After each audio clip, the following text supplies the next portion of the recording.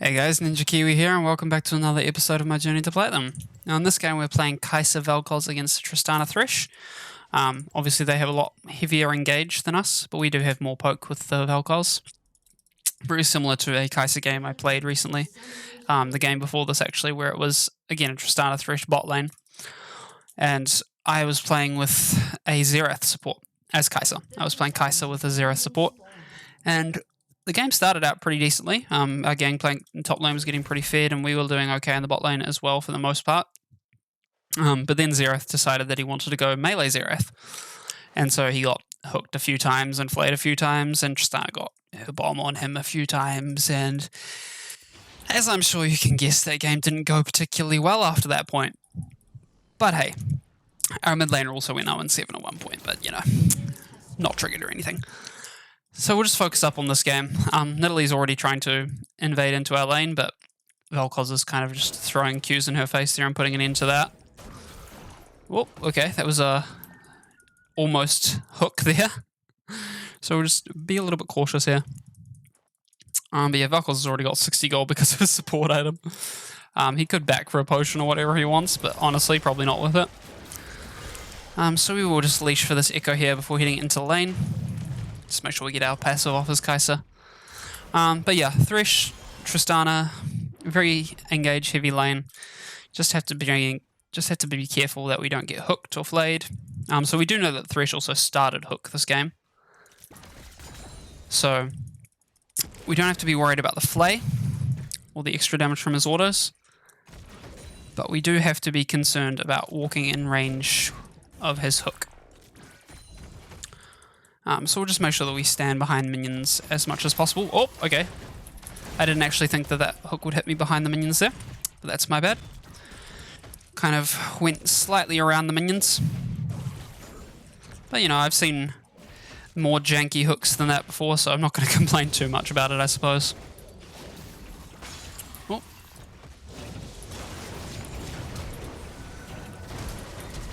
Okay, we'll just make sure that we get the Thresh kill there. And Tristana is 100% dead here. Sweet. So what we did there is we just W flashed so that we would make sure that we got the W onto the Thresh, because otherwise it would have got blocked by the Tristana, and then that fight could have gone any number of ways. So we just wanted to make sure that we 100% secured that kill onto the Thresh. Okay, and we will back here. Hopefully our minions will get into the tower, or at least the cannon minion will, which is good, so we should hopefully be able to deny that cannon minion from Tristana. And what we will do here is we will pick up, when I can find it, we'll pick up a Serrated Dirk, because that is a good item to go first on Kai'Sa if you end up backing with somewhere around 1100 gold. Because of the way Kai'Sa's levels work with her, or the way Kai'Sa scales with AD, attack speed, and AP with her abilities, you really want to upgrade that Q as quickly as possible, and getting a Serrated Dirk already gives you immediately 30 AD.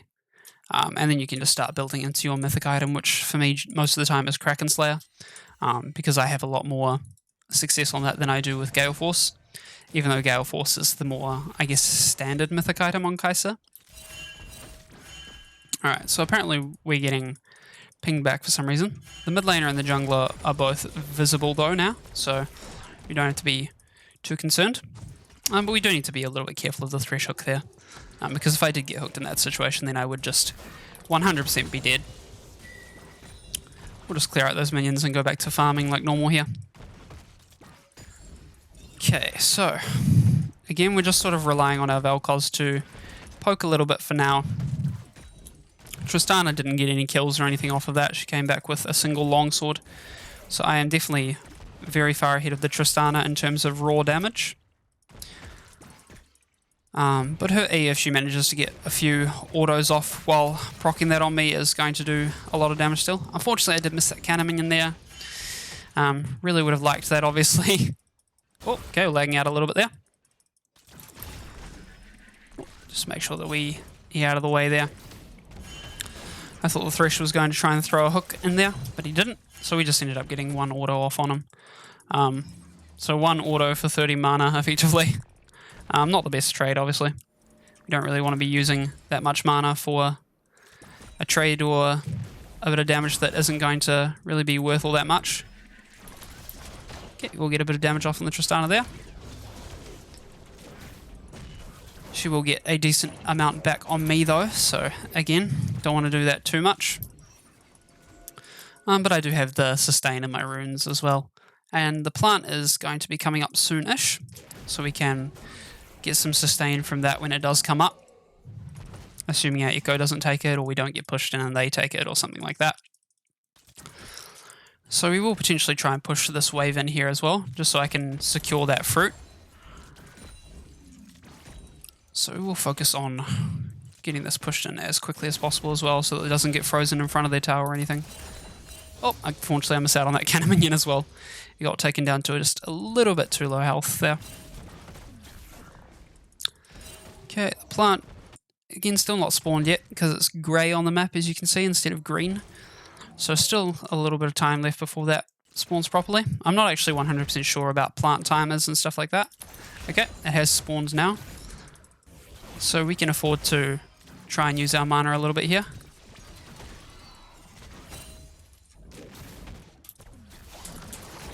Okay. So Thresh is actually going to hook downwards there.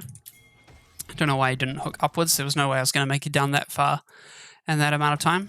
But that's okay. I'm not going to complain about it. Cool. So we will get all of our mana sustained back up there. I don't know where they are, whether the Tristana is trying to back or something at this point. She was decently low on health, so she might be trying to back here. By the looks of it, she is. So we'll just get these minions, get one tower plate, and then probably look to back.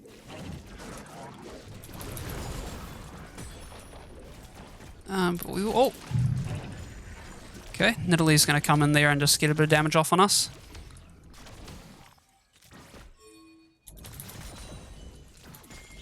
Cool. Get a bit of damage off on the Tristana there. And at this point I really do just want to leave.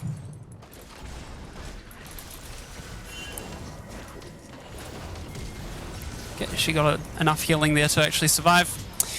I thought I would be able to kill her there, but she got quite a bit more healing than I expected. So, my bad. 100% my bad there. I actually wanted to just see something as well. Will that give me enough? No, it won't. Okay. So we'll just go for Noonquiver here. Noonquiver is just better overall. I was just wanting to see if the double long swords and the pickaxe would give me enough to upgrade my Q, because I couldn't think of the amount of AD it was off the top of my head. But it doesn't quite give me enough anyway, so no point in trying to do that. Now they will get the dragon here. We can't really contest that, and unfortunately our Darius did die in the top lane as well while that was happening. So we just have to give the dragon to them there. I got a little bit overzealous there trying to kill the Nidalee. As I said, she just had a little bit more healing than I expected. I'm not sure if the Tristana herself used heal on her as well, or whether it was just from the Nidalee.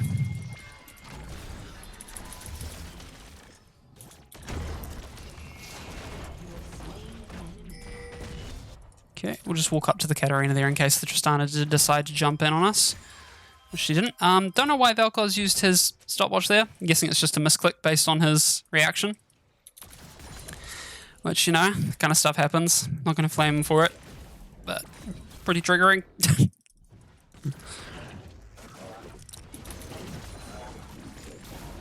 So again, just push this wave out here.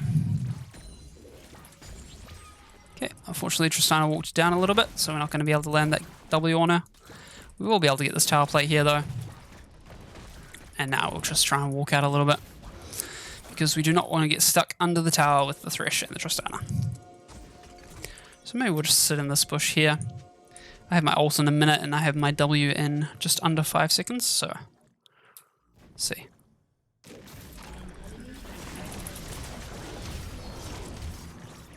Okay, we'll get a lot of damage off on them there. Well, he really did not need to flash that, but that is okay.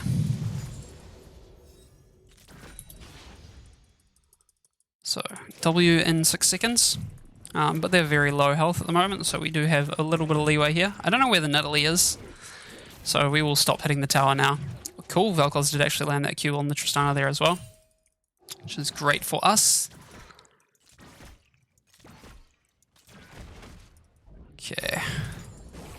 I could have actually gone in there. Oh, Vel'Koz might be able to just kill her though.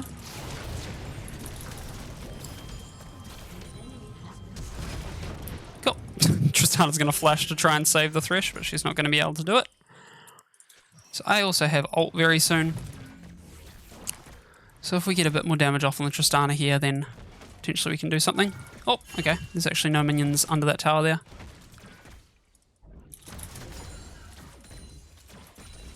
Oh, okay, that minion actually walked slightly in the way there, but that is okay. We will just look to back here maybe, because I'm a little bit low on mana. So we did get the flash from the Tristana as well, which is great. I probably should have stuck around a little bit just to get the full Kraken Slayer there, but it's okay. We can go back and get our Q upgrade as well as our full Berserker's Greaves, which will give us a bit more movement speed to try and juke out of the Thresh flays, other Thresh hooks, or like just give us a bunch more attack speed as well, which, you know, will also always help with our passive and just with fighting in general. Katarina is doing Katarina things. She's probably going to die here, I would say, but I've seen Katarinas pull amazing things out of the hat sometimes. But yeah, she is just going to die there. And Nidalee also showed up around mid lane, so even if she managed to outplay that, I think she would have been in a spot of bother there. Okay, so Tristana will be back in lane soon, I would say, which, yep, here she is. So our team looks like they're handling the mid lane okay there. Oh, I got a little bit minion block there. I couldn't get my Q onto her.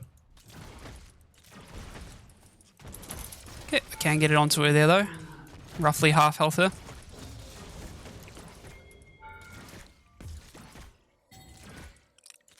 And we'll just sustain off of these minions here.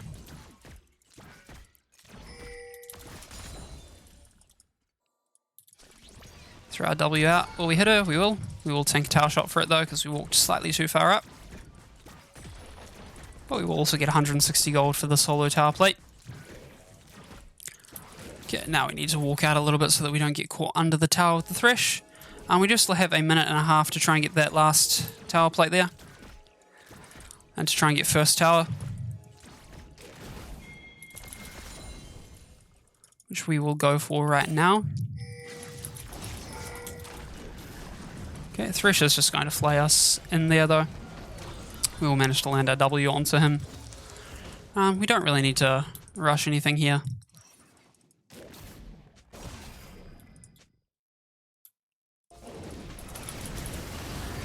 Okay. Cool. And now we will be able to push out this wave as well. Ow, that was a lot of damage from the Nidalee there though, unfortunately. But we will just get that tower and then try and head over to the dragon, I think. Again, the Nidalee is around, so we do need to be a little bit careful. We also don't know 100% where Lucian is. We're getting pinged a little bit from Katarina, so I guess he could be around the area.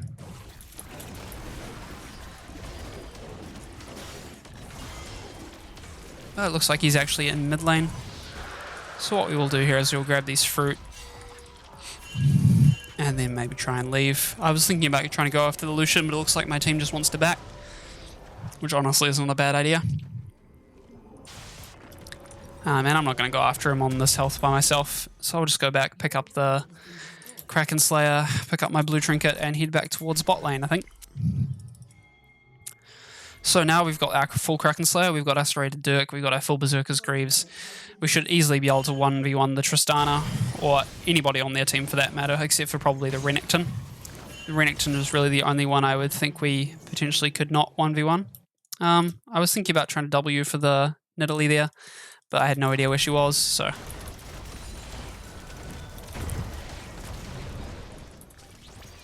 Can I snipe her? I can.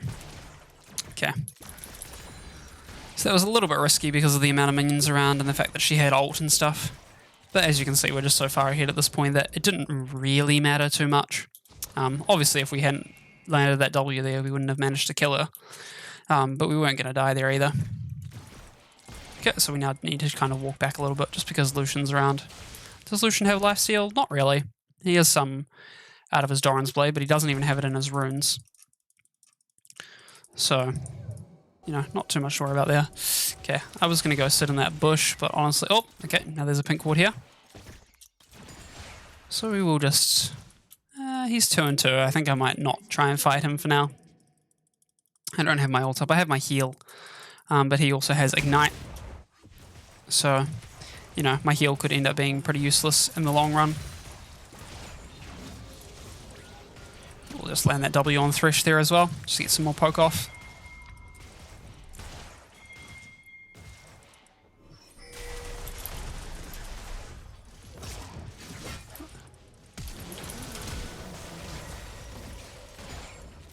Just make sure we get as much sustain from these minions as possible here.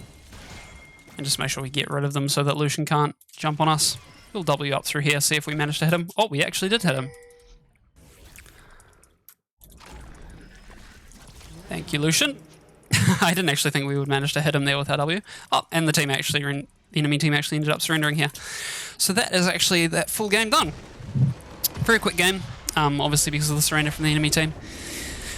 But we got very far ahead, and we just destroyed them. So, you know, kind of expected. I don't generally like Vel'Koz's support, but my Vel'Koz support did a very good job that game, so I will give him an honor there quickly.